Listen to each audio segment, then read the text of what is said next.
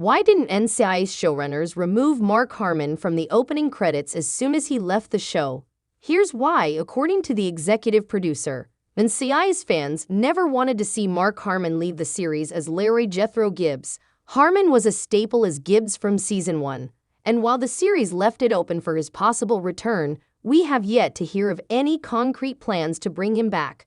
Oddly enough, after Harmon permanently left the series, NCIS showrunners didn't remove him from the opening credits for nearly a year. Here's why. Mark Harmon played Larry Jethro Gibbs in NCIS for 19 seasons before calling it quits. Fans adored the character and weren't sure if the show would survive without him. And it seemed like NCIS showrunners also didn't want to say goodbye to Gibbs straight away. It took them 11 months to remove Harmon from the opening credits of the show. Fans likely remember how the show left Gibbs. In Season 19, Episode 4, Gibbs made the decision to stay in Naktok Bay, Alaska, and leave the rest of the NCIS team in the dust.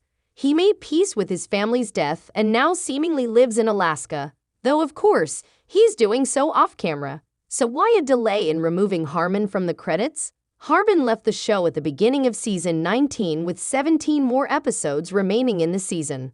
The showrunners didn't want to change the credits midway through the season. They wanted Gibbs' presence to remain in some way. Gibbs put his stamp on the team in a huge way, and it's gonna take more than a year for that to fade. Executive producer Stephen D. Binder told TV Insider, "I wouldn't want it to fade because if I can't have Gibbs, I still love having his presence in there."